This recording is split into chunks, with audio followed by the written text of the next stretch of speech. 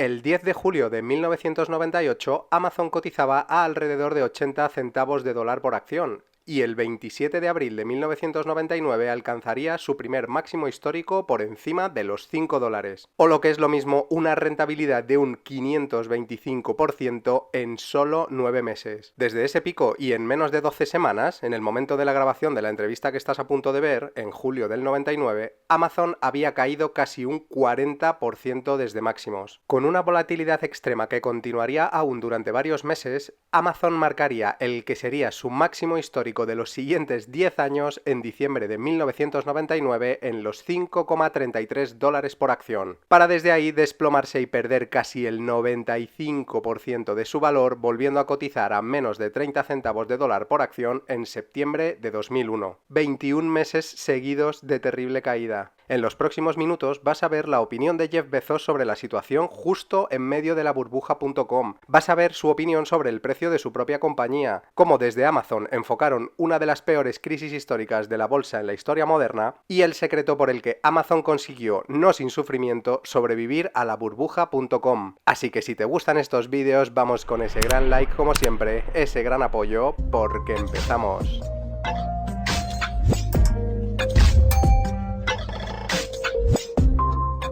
En 1999, una Amazon que tenía menos de 5 años de vida por entonces era uno de los máximos exponentes de la burbuja.com. En abril del 99, la compañía supera por primera vez en su historia los 30 billones de dólares de capitalización de mercado. Given the decades of wisdom that has built up in the business world, investors, it sounds like you're saying, are making a big speculative bet if they're investing in your company's stock. Well, I think all internet companies, the stocks are incredibly volatile, and But even long term.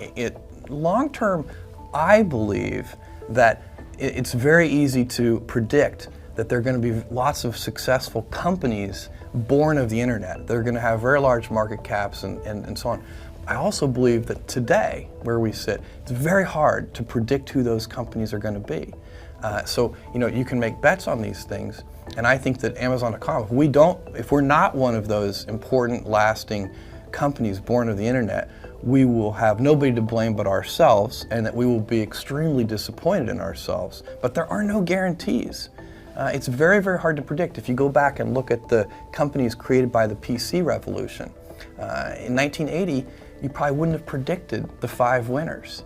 The 5 biggest winners. There have been lots of winners, actually. So this space is a little different, and brand name may mean more, and there's some increasing returns kinds of things may mean more. But I believe that if you can focus obsessively enough on customer experience, selection, ease of use, low prices, more information to make purchase decisions with, if you can give customers all that, plus great customer service, and with our toys and electronics, we have a 30-day return policy. If you can do all of that, then I think you have a good chance, and that's what we're trying to do. You're not really a pure internet company anymore either, are you? I mean, you've got millions of square feet now of real estate. You've got a huge and growing inventory of items that you keep in stock. We do whatever. And you've got thousands and thousands of employees now. Yeah, we have over 3,000 employees and over 4 million square feet of distribution center space.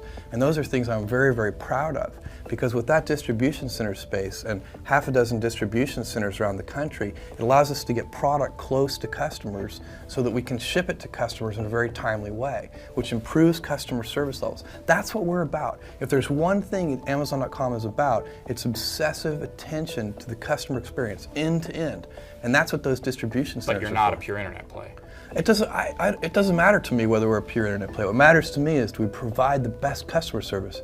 Internet, schminternet, that doesn't matter. Well, but it does matter to your investors to know whether they're investing in a company that No, they should be investing in a company that obsesses over customer experience. In the long term, there is never any misalignment between customer interests and shareholder interests. Well, that's the same argument that somebody at Walmart would make as well, wouldn't they? I don't see why not. I think they should make that argument. So it's a correct argument. Okay, so you'll open as many square feet of space, physical space, as you have to, hire as many employees as you have to service customers, absolutely.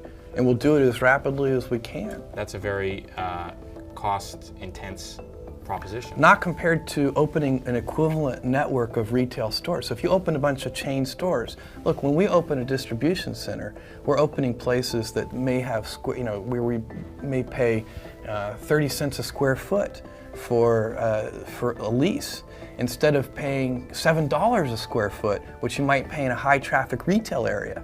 So when you compare those things, they're not the same. You can't compare a big chain of retail stores to half a dozen distribution centers. It's just not, it's bad math. Okay. Either way, whichever side of the argument you believe, you're making what seems to me to be... There's only one side, which is obsess over customers. But it seems to me that both with the speed of your growth in terms of the number of stores online that you're opening, the different businesses you're getting into, the number of distribution centers you're opening and new employees you're hiring, that you are making an intense gamble here, which is twofold. One, that you can run this number of businesses, different businesses, well, and two, that you can make money by selling vast volumes of products at essentially razor-thin profit margins.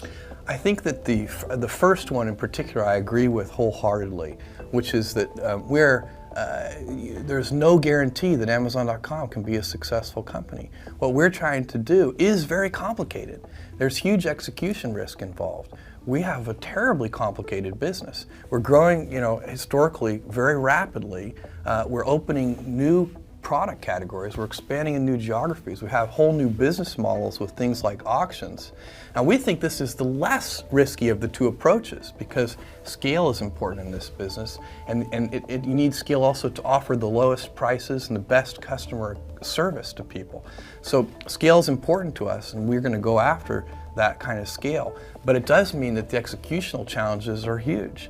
And so you'll find a bunch of people back in Seattle and around the world working very hard to make sure we service customers at the level that they're used to, and then even improving that. Isn't it, to some extent, a certain amount of, with all due respect, corporate arrogance to assume that you can come into these businesses, which you have no experience in, and virtually overnight enter a huge variety of different businesses and become the best in those businesses and the market leader in those businesses and execute those well, when there are other companies that have been running these types of businesses for decades, if not more? I don't think so. So when we first started selling books 4 years ago, everybody said, look, you're just computer guys, you don't know anything about selling books. And that was true, but we really cared about customers, and now we know a lot about books. And when we first started selling music, people said the same thing. But we hired the right people. So we don't do this in a vacuum. We go out and hire the best industry experts in each of these categories.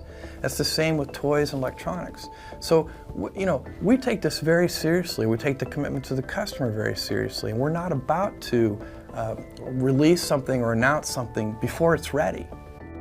En diciembre de 1999, la importante revista Time nombra a Jeff Bezos la persona del año. En 2018, la capitalización de mercado de Amazon sobrepasa ligeramente el $1 trillón y Bezos se convierte en el hombre más rico del mundo.